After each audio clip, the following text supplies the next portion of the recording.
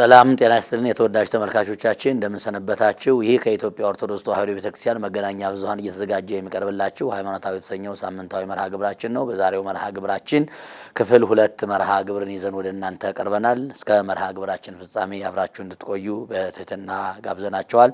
መምህራችን በድጋሜ እንኳን ደህና መጡ። እንግዲህ ባለፈው ክፍል 1 የቅዱስ ኤጲፋንዮስን የተወለደ ወደ ሃይማኖት እንዴት መጣ በዘመነ ጵጵስናው ለቤተክርስቲያን ያደረጋቸውን አስተዋጽኦና የገጠሙትን ፈተናዎች እንዴት እንዳለፈ በሰፊው ተመምረናል። ዛሬ ደግሞ ወደፊት ያሉ ቀሪ የቅዱስ ኤጲፋንዮስን ሕይወት እንመማራለን።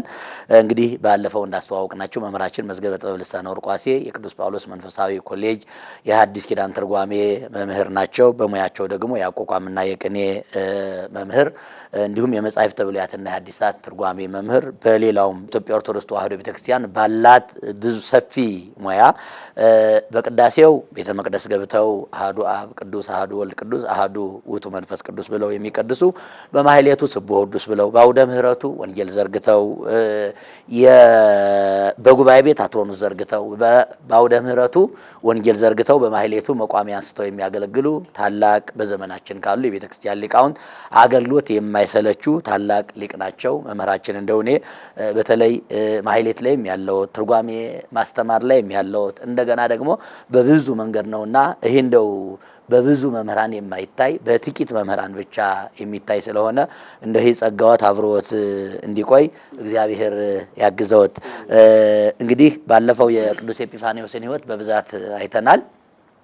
ዛሬ እንግዲህ ቅዱስ ኤጲፋንዮስ የደረሳቸው መጻሕፍቶች ስንት ናቸው? መልካም። ቅዱስ ኤጲፋንዮስ ብዙ ድርሰቶች ደርሰዋል፣ ጽፏል። ተግሳጽ ጽፏል። ለመናፍቃን መልስ የሚሆን በስጋዌው፣ በትንሳኤው፣ በልደቱ በዚህ ጽፏል። ግን እንደው ወደ ሀገራችን ወደ ኢትዮጵያ ከመጡት ከብዙዎቹ በዋናነት የሚታወቁት 3ቱ ናቸው። አንደኛው በሃይማኖተ አበው ያለው ዘቅዱስ ኤጲፋንዮስ የሚለው ስለ ምስጢረ ትንሳኤ ሙታን ስለ ስጋዌው የጻፈው ያብራራው ማለት ነው። ሌላኛው ደግሞ ቅዱስ ነው፣ ቅዳሴው ነው። አብይ እግዚአብሔር ብሎ የሚጀምረው ቅዳሴ ኤጲፋንዮስ ተብሎ ነው አይደል የሚታወቀው። የኤጲፋንዮስ ቅዳሴ ብላ የኢትዮጵያ ኦርቶዶክስ ቤተክርስቲያን በተለይም በወርሃ ክረምቱ ለጸሎት፣ ለመስዋዕት፣ ለትምህርት የሚሰጠው በመቅደሱ ይቀደሳል፣ በአውደ ምሕረቱ ይሰበካል፣ በጉባኤ ቤት ይተረጎማል ማለት ነው። በዜማ ቤት በቅዳሴ ቤት ደግሞ እንደሚታወቀው በግዕዝ፣ በዕዝል፣ በአራራይ ይነገራል ዜማው ማለት ነው። ትርጓሜው በትርጓሜ ቤት ይተረጎማል። ከዚያ በኋላ እንግዲህ ቤተክርስቲያን ደግሞ በመንበሩ በታቦቱ በመሰዊያው ፊት ደግሞ ይሄ ዘቅዱስ ኤጲፋንዮስ ኤጲስቆጶስ ዘደሴተ ቆጵሮስ ተብሎ ቅዳሴው አኮቴተ ቁርባን ተብሎ ማለት ነው ይጸለያል ማለት ነው። ሌላኛው ደግሞ 3ኛው ስለ ስነ ፍጥረት የተናገረው አክሲማሮስ የሚባለው የቅዱስ ኤጲፋንዮስ እንደሆነ ነው የሚነገረው።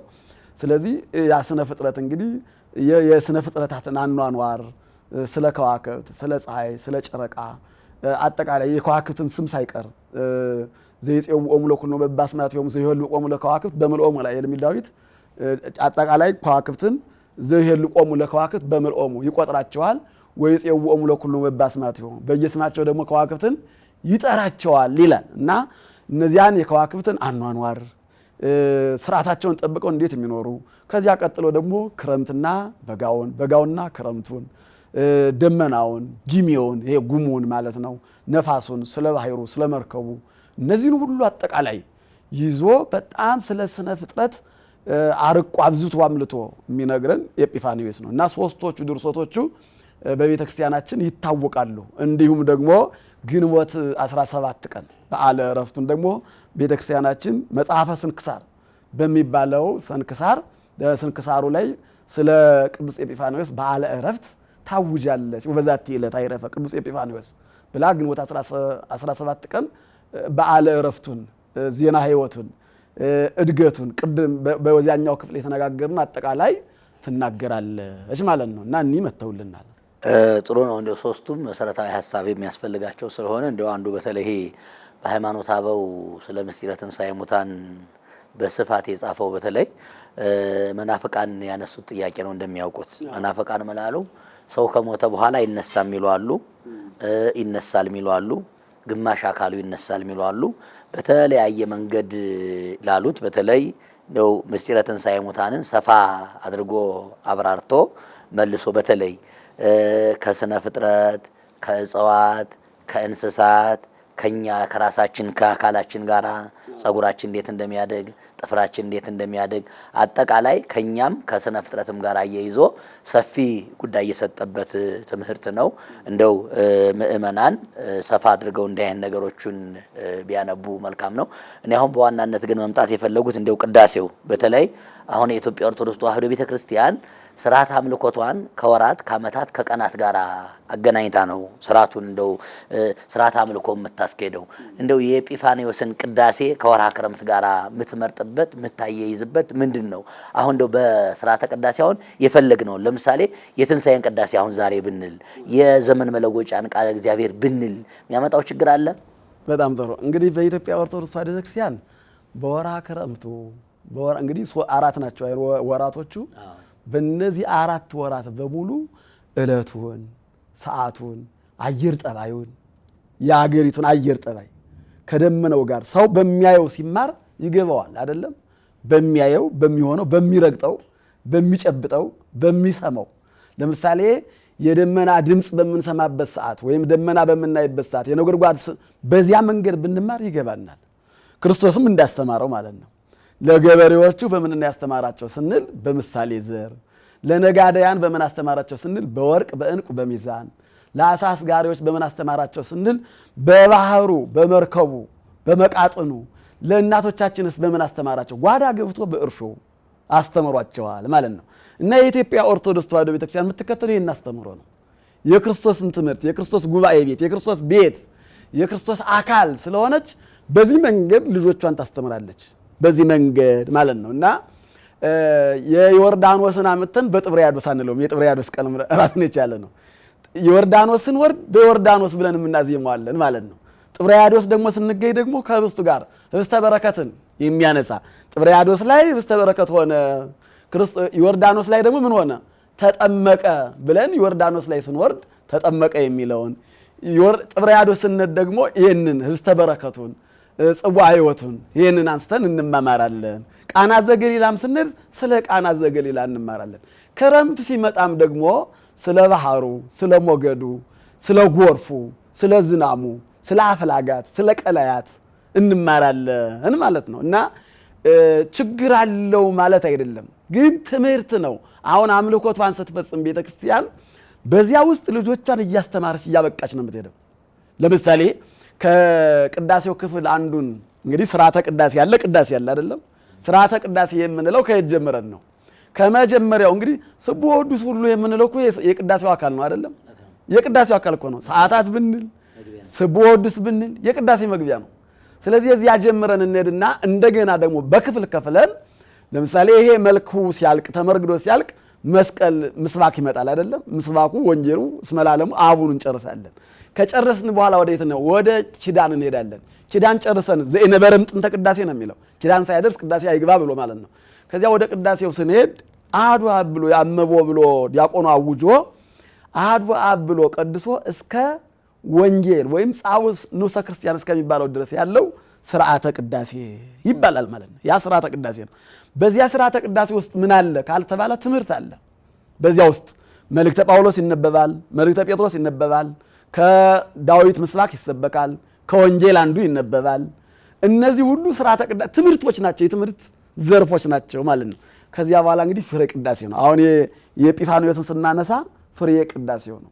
ስርዓተ ቅዳሴው ተጠናቆ አልቆ ፍሬ ቅዳሴው ነው። ፍሬ ቅዳሴውንም ልክ ከወንጌሉ ጋር የሚሄደው እንግዲህ ምሳሌ ዘር ተነበበ ዘይገለብቦ ለሰማይ በደመና የሚለው መዝሙር 146 ላይ ቁጥር 8 ላይ ያለው ነው አይደል? ለክረምቱ ምስባክ የሚሆነን ዘይገለብቦ ለሰማይ በደመና ወያስተድየሉ ክረምተ ለምድር ዘያበቁል ሳይረ ውስተ አድባር።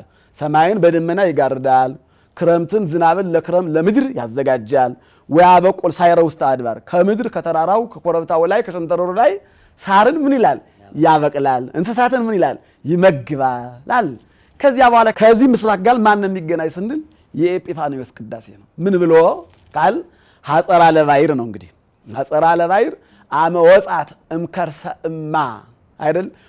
ደመና ልብሳ ወበጅሜ ጠብልላ ዘይገለብቦ ለሰማይ በደመና ብሎ ነበር። እዚያ ላይ ዳዊት ያለውን ቅዱስ ኤጲፋንዮስ እዚህ ላይ ሐጸራ ለባይር በአናቀጽ ባህሩን ውቅያኖስን በበር ዘጋው በአድማስና በናጀብ መካከል አጥር አጠረው አለ።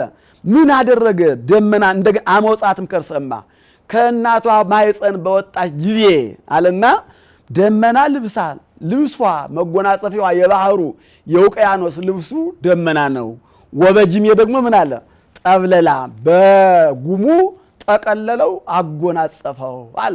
እንደውም እንዳትሄድ ደግሞ ማዕጾተ ወመናስክተ ወገብረላቲ በውስቴታ ወደዚህ ወደ የብስ እንዳትመጣ ተራራውን እንዳትንደው እንዳታቀልጠው መዝጊያ እንዳታልፍ መወርወር አበጀላት ይላል ለባህር ማለት ነው። እና እንደውም ትርጓሜው እንዲህ ይላል አናቅጽ የተባሉ መምህራን ነቢያት ሐዋርያት ናቸው።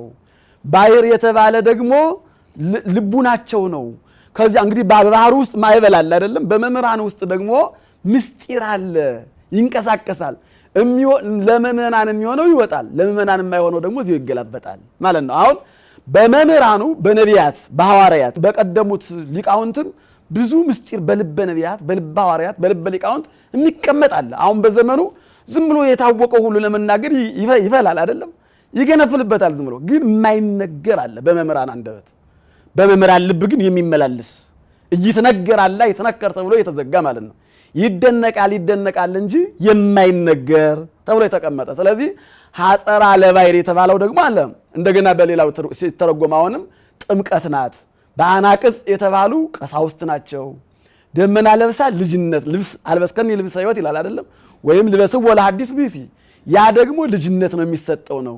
ወበጅሜ ጠብለላ ሲል ደግሞ አሁንም ክብሯን መናገር ነው እያለ ይነግረናል ማለትና ቅዱስ ኤጲፋንዮስ በቅዳሴው ላይ መንክር ተላህያ ለባሕር የሚለውን የዳዊትን መዝሙር ወስዶ መንክር ተላህያ ለባሕር ማዕበሉ ሞገዱ በባህሩ ውስጥ ሲንቀሳቀስ መንክር ድንቅ ነው።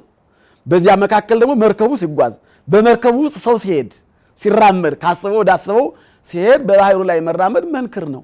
መንክርስ በላይ መንክር ድንቅስ በላይ ድንቅ መንክርስ እግዚአብሔር ባርያሙ መንክር ሊባለው ከድንቅ በላይ ድንቅ የሆነው የማይመረመረው በአርያሙ በከፍታው ያለ እግዚአብሔር ነው። ይሄን ደግሞ አንስርት ዘይበጽህ ወይ ነው አለ እዚህ ላይ አንስርት በረው መላእክት ወደ ላይ እንግዲህ መላእክት ከመንበሩ ከኪሩቤል ከመንበሩ ስር ነው ያሉ። ግን መርምረው ወይም አውቀው ወይም ጠይቀው ተመራምረው ሊደርሱበት አይችል ወደ ላይ ምጥቀቱ ማለት ነው። ምጥቀቱን መላእክት አይደርሱበትም ይላል። ወደ ታች ደግሞ ጥልቀቱን አሳት ዘይጸብትው አሳት እነዚህ ደግሞ አይደርሱበትም አለ። እንግዲህ ይሄንን አባ ጊዮርጊስ ዘጋስጫ ሀገራችን ልቅ በተነጅሜ ረጭቅ ዘያቁሮ ለማይ ወያርጎም ቀላይ ወያወርዶ ምንዋ ሰማይ ይላል አይደለም። በተነጅሜ ረጭቅ በሆነው በሚተነው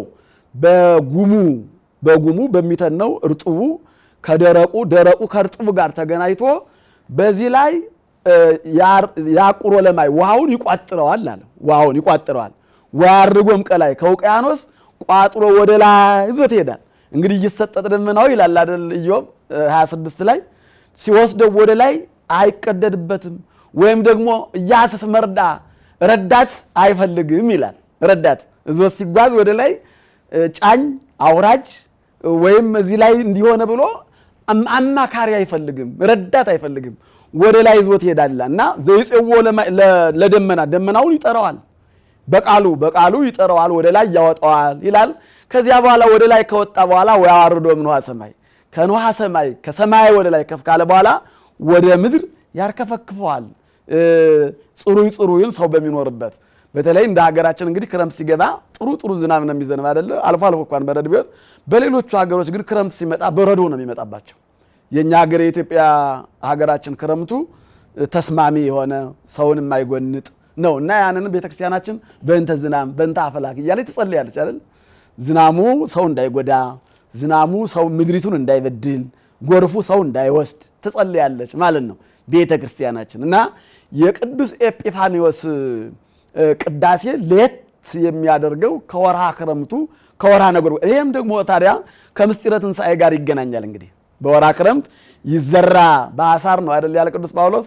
በአሳር ምን ይላል? ይዘራል፣ ይስነሳ በክብር ይነሳል። እንግዲህ ምስጢረ ትንሣኤ ሙታንን ከአትክልት ከአዝሪት መማር እንችላለን። ስንዴ ቢዘራ ምን ሆኖ የሚበቅለው? ምን ሆኖ ይበቅላል? ግን ኑግ ሊሆን ይችላል? ስንዴ ነው የሚሆነው። ጻድቁ ቢያርፍ ወይም ቢቀበር ምን ሆኖ የሚነሳው? ጻድቅ ነው። ኑጉ ነው። ኑጉ ጥቁር ነው አይደለም? ያን ጥቁረቱን ለቆ ሊነሳ አይችልም ማለት ነው። እንደዚህ ሁሉ ወደ እርሻው ወደ መቃብር ይወርዳል ሰው፣ ነገር ግን ይነሳሉ ነው። እንደ ተክሉ ነው ደግሞ ሰው ደግሞ እንደ ተክሉ ይዘራል፣ ይወለዳል፣ ያድጋል፣ ያለመልማል፣ ያብባል፣ ያፈራል፣ ይወቃል እንደገና ማለት ነው። እና ሰውም አብቦ አፍርቶ ምንም ቢያለመልም ምንም ቢያምርበት ቢዋብ እንደገና ደግሞ ያው ሰብስተ ከመሳይር መዋዕሊሁ አይደለም እንደ ሳር ቢለመልም እንደገና ይጠፋል ተብሎ ተነግሯል ማለት ነው። እና ከትንሣኤ ሙታን ጋር ደመናው ይገናኛል ማለት ነው። እንግዲህ ደመና ሊቃውንት ሲተረጉሙ ደግሞ ስለእመቤታችን አድርገው ደግሞ ተርጉሞታል። ነብዩ ኢሳይያስ እንደነገረን ወይ ወርድ እግዚእነ ውስተ ምድረ ግብጽ ተጽዕኖ ዲበ ደመና ቀሊል ብሎ ደመና የተባለች ማናት ማለት ነው? እመቤታችን ይትች ድንግል ዛዘለቶ በዘባና ለአማኑኤል በዘባኗ በጀርባ ያዘለችው አማኑኤልን አዝላ የወረደች ነው። ዝናቡ ደመናው ዝናብን የሚያዝለው ዝናብን ይዞ ነው የሚመጣው። ድንግል ማርያም ደግሞ ልክ ክርስቶስ ንጹህ ዝናብ ክርስቶስን አዝላለች ማለትና ወገብረ መብረቀ ለጊዜ ዝናብ መብራቅትም ነጎድጓድም ከዚያ ነው የሚሰማው። እንግዲህ መብረቁ ነጎድጓድም እዚያ ላይ እየተጋፋ ልክ እንደ ቅቤ ሆኖ ነጥሮ እየተጋፋ ይመጣል ማለት ነው። እና ቤተክርስቲያናችን ይህንን የአባ የቅዱስ ኤጲፋንዮስን ቅዳሴ ከወቅቱ ጋር ለልጆቿ ታስተምርበታለች፣ ስነ ፍጥረትን ትመረምርበታለች፣ ታሳውቅበታለች ማለት ነው። ቃለ ሕይወት ያሰማልን መምህራችን። ተወዳጅ ተመልካቾቻችን ወደ እናንተ እያቀረብን የምንገኘው ሃይማኖታዊ የተሰኘው ሳምንታዊ መርሃ ግብራችን ነው። ከመዝገበ ጥበብ ልሳነ ወርቅ ዋሴ ጋራ የቅዱስ ኤጲፋንዮስ በተለይ ድርሰቶቹ ምን ይመስላሉ፣ የድርሰቶቹ ደግሞ ዝርዝር ጉዳይ ከስነ ፍጥረት ጋራ ወርሃ ክረምት ጋራ በተለይ ከኛ ሕይወት ጋራ ያላቸው ግንኙነት ምንድነው እያልን በሰፊው ወደ እናንተ እያቀረብ ነው የምንገኘው። መምህራችን በድጋሜ ቃለ ሕይወት ያሰማልን። እጅግ የሚገርም ነው። ምናልባት እንደው ብዙ ሰዎች አንዳንድ ጊዜ የቤተ ክርስቲያንን ሐሳብ የማያስተውሉ ሰዎች ስላሉ ነው። በተለይ ቤተ ክርስቲያን ግጻዌ የሚባል ትምህርት አላት። የቅዱስ ያሬድ መዝሙር በማታው መርሃ ግብር በተለይ ከሌሊቱ ይጀመራል። የሌሊቱ መዝሙር ነው እንግዲህ እስከ ቅዳሴ መጨረሻ ድረስ የሚመራው መዝሙሩ። እንደው አንድ ጊዜ አንድ የኔ ቢጤ ብዬ ማውራት እችላለሁ ነው የማህሌት ጾመኛ ናቸው። ወደ ማህሌቱ ጾመኛ ናቸው። እንደዚህ ዳዊት ስደተኛ ይባላል። አዎ የማህሌት ጾመኛ የዳዊት ስደተኛ። ዳዊት ማይደግም ማለት ነው። ዳዊት በወርሃ ጾም አብይ ጾም ሲመጣ ዳዊት የማይችሉት ይወጣሉ እና እነዚያን ሊቃውንቱ የዳዊት ስደተኞች ይሏቸዋል። እኔ ደግሞ እንግዲህ የማህሌት ጾመኛ ጨመርኩና እንግዲህ ማህሌት ላይ ማይሳተፉ እንግዲህ ማህሌት ላይ በነገራችን ላይ ማወቅ ብቻ አይደለም ምንም ብዙ ምእመናን እጅግ ደስ የሚሉ ራስ መጋረድም ይባላል እና ምእመናን ራሷው ማህሌቱን ከመውደዳቸው የተነሳ አሁን ደግሞ ዘመኑ ጥሩ ነው። ቀድሞ በማጥናትም አሁን የምእመናን ማህሌት ላይ ያለ ተሳትፎ በጣም ተስፋ የሚሰጥ ነው። ይሄ ደግሞ ከመላእክት ጋር አብሮ ማደርም ስለሆነ ትልቅ ነገር ነውና ማህሌት የማይችሉ የማይወዱ እንግዲህ ብዙ ናቸው። አለመቻል አንዱ ነው። ሳይችሉ ግዴታ በላይ ይባል መቼስ መውደድ ፍቅሩ ካለ አብሮ መቋሚያ እያቀበሉ አብሮ ማገልገል ይቻላል። በዚህ አገልግሎት መሳተፍ ስለሚቻል እና አንድ የማህሌት ጾመኛ የሆኑ አባት ማህሌቱ ላይ ብዙም የማይሳተፉ ስለነበሩ እንግዲህ ማህሌት ላይ እንግዲህ ማህሌት ለመቆም መቼም የሚያስፈልገው ነገር አለ፣ መስፈርት አለ እና በዚያ ማህሌት ላይ የሌሉ ሰው ምናልባት እንደው ሌሎቹንም ሊጎዳ ስለሚችል እንደው ብናልፈው። ለማንኛውም ማህሌቱ ላይ ያንድ አገልግሎትም አካልም ስለሆነ ብናገለግል ትንሽ የሚጠቅመን ነገር ነው የሚሆነው። የዋናው ነገር ሆኖ ወደ ነገራችን ስንመለስ ቅዱስ ኤጲፋንዮስ ድርሰቶቹ አሉ። በተለይ በቅዳሴው ላይ የደረሳቸው ከማህሌቱ ጋር ተያይዞ ማህሌቱን መውደድ ማህሌቱን መጀመሪያው ምርና ዛሬ መዝሙሩ ማን ነው ብለው ይጠይቃሉ። አንድ አባት እንግዲህ አገልጋይ ነው፣ የቤተ መቅደሱ አገልጋይ ነው። ዛሬ ሙሽራ አለ፣ ያገቡ ሙሽሮች አሉ። ቀጥሎ ደግሞ አንድ ሊቀ ጳጳስ ደግሞ ሊያስተምሩ መጣው ነው። መዝሙሩ ምንድነው ሲሉ በማህሌት ቋንቋ ወይ ለምሳሌ አሁን የክረምቱ ያለፈው ይሰጠው መዝሙር ማን ነው ሲባል ወንጌሉ ማን ነው? የወንጌሉ ማወቂያ ነው ማውጫ ነው። በቅዳሴ ላይ የተነበበው መልእክት የተቀደሰው ቅዳሴ የአጠቃላይ የቅዳሴው ይዘት ማውጫው ሚኖው ማለት ነው። ዝርዝር ጉዳዩን የያዘው መዝሙሩ ስለሆነ መዝሙሩን ተከትሎ ስለሚሄድ ስርዓተ ቅዳሴው ስለሚመራ ምንድነው ሲል ያው ቅድም የማህሌት ጾመኛ ያልኳቸው ከማህሌቱ ጋር ያው ተሳታፊም ስላልሆኑ ያው ዛሬማ ሙሽሮች ስላሉ ሁለቱም አንድ ሆኑ ዛሬ ነው የሚባለው እና ይሄ ቅድም እንዳሉት ከቅዳሴው ጀምሮ ይዞ የሚመራ ስለሆነ ይሄ መዝሙሩ ቅዳሴውን ይመራዋልና በቅዳሴው ሰዓት የሚነበበው አጠቃላይ ከማህሌቱ ይጀምርና የሚሰበከው ምስባክ የሚቀደሰውን ቅዳሴ የሚነበበውን ወንጌል መልእክቱን አብሮ ያናብብና የሚያልቀው አውደ ምሕረት ላይ ነው ማለት ነው። አውደ ምሕረት ላይ ወንጌሉ ማጠቃለያ ይሆናል። ማታ ማህሌት ላይ የቆሙት ሊቃውንቱን ያካታል። ቅዳሴውን መልእክቱንም ያካተና አንድ ላይ አዋጁን አጠቃላይ መጨረሻው አዋጅ በወንጌል ታምረ ማርያም ከተነበበ በኋላ የሚዘጋበት ስለሆነ እንደው ይሄ ግጻዌን ተከትሎ መሄድ የዕለቱን ወንጌል ማስተማር በተለይ የሰንበት ግጻዌን ማስተማር መለመድ አለበት። እንደው አንዳንድ ጊዜ ዝም ብሎ ይሄ ወንጌሉ ከባድ መስሎ ሲታየው ከዚህ በፊት ደጋግሞ ያስተማረውን ርዕስ በዕለተ እሑድ ዛሬ መማሪያ ርዕሳችን የሚለው እየተለመደ መጥቷል። ይሄ በየአጥቢያ ቤተክርስቲያን ያሉ አስተዳዳሪዎቹም መቼም ቃለ እግዚአብሔርን የሚመሩ ስለሆኑ አይ ዛሬ የዕለቱ ወንጌል ይሄ ነው፣ የተሰበከው ምስባክ ይሄ ነው፣ መምህራኑ የቆሙት መዝሙር ይሄ ነው፣ ቅዱስ ያሬድን ከቅዳሴው ከወንጌሉ ጋራ ማናበብ መንገድ እንዲኖር ቅድም ስትወጣውን ከማህሌቱ ጀምረው አናበን የዕለቱ ጉዳይ ይሄ መናበብ አለበት ግዴታም ስለሆነ ነው። እኔ ደግሞ ችግር አለው የለውም ያልኩኝ ዝም ብዬ እንደው ጥያቄ ለመጎስጎስ ብዬ ነው እንጂ አለው። ቤተ ክርስቲያኒቷ ዛሬ ለምእመናን የሚቀርበው ማዕድ ይሄ ነው ብላ አቅርባ ያለ ሌላ ነገር በጾም ሰዓት የፍስክ እንደው ካልቸገረ በቀር በፍስክ ሰዓት የጾም ማቅረብ ነውር ነው። ስለዚህ ቤተ ክርስቲያኒቷ በዕለት ያዘጋጀችውን ወንጌል በሚገባ አንቦ ተዘጋጅቶ ማቅረብ ግዴታ መሆኑን እንደው ለማሳየት ነው። በጣም ይቅርታ። እንግዲህ አክሲማሮስ ሚል መጽሐፍ አንስተናል። እንደው በቤተ ክርስቲያናችን ትልቅ መጽሐፍ ነው። በተለይ ስለ 22ቱ ስነ ፍጥረት ዘርዝሮ የሚያወራ ነው።